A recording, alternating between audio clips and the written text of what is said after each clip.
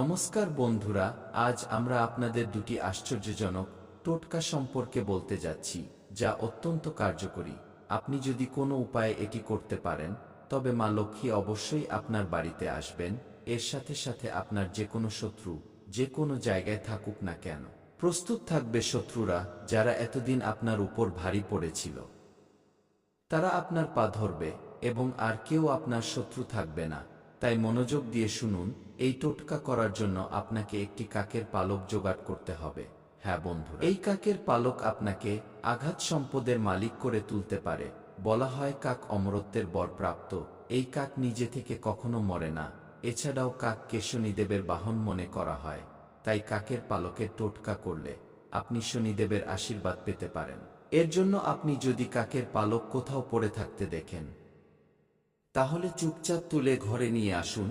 এরপর মঙ্গলবার দিন এটিকে গঙ্গাজল দিয়ে শুদ্ধ করুন।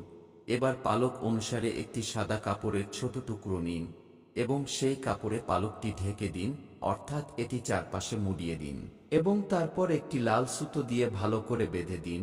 এরপর এই দিনই, অর্থাৎ মঙ্গলবার, বাড়িতে হনুমানজির ছবি বা মূর্তির সামনে প্রদীপ জ্বালিয়ে হনুমানজির কাছে আপনার ইচ্ছা বলার পরে আপনি এই পালকটি আপনার আলমারির লকারে বা আপনি যেখানে টাকা পয়সা রাখেন সেখানে রাখুন। এই টোটকা করলে আপনি খুব শীঘ্রই অলৌকিক ঘটনা ঘটতে দেখবেন।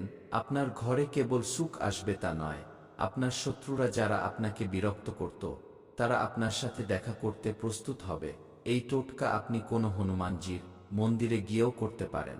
এবার জেনে নিন কাকের পালকের আরেকটি অত্যন্ত কার্যকরী টোটকা। জ্যোতিষশাস্ত্র অনুসারে ঘরে উন্নতি আনতে প্রত্যেক মানুষের এই টোটকা করা উচিত।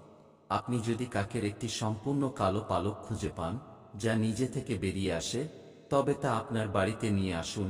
এরপর আপনাকে একটি আকন্দ গাছের শুকনো পাতা জোগাড় করতে হবে।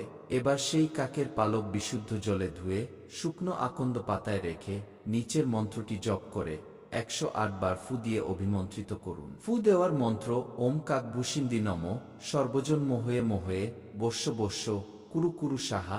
এই মন্ত্রটি জপ করার পরে সেই কাকের পালক সহ পাতা পুড়িয়ে ছাই করুন। এবার ছাই একটি তামা, ব্রোঞ্জ বা রূপার পাত্রে রেখে তাতে সুগন্ধি ধূপ ধুনোর ধোঁয়া দিন। এরপর আপনার সামনে সেই পাত্রটি রেখে কোনো জল মাপার সাহায্য ছাড়াই আবার মনে মনে উপরের মন্ত্রটি 108 বার জপ করুন। জপ করার সময় আপনার মুখ দক্ষিণ দিকে রাখুন। এবার কাকের পালক দিয়ে তৈরি ছায়ের তিলক আপনার কপালে লাগাতে থাকুন। একটানা 7 দিন কপালে তিলক লাগানোর সময়ও মন্ত্রটি 3 বার জপ করতে হবে। এই পদ্ধতি মেনে কালো কাকের পালকের টোটকা করতে পারলে আপনার ঘরে দ্রুত অর্থ আসতে শুরু করবে এবং আপনার জীবনে অলৌকিক ঘটনা দেখতে পাবেন। প্রিয় বন্ধুরা, তথ্যটি ভালো লাগলে ভিডিওটি লাইক, শেয়ার ও সাবস্ক্রাইব করতে ভুলবেন না। ধন্যবাদ।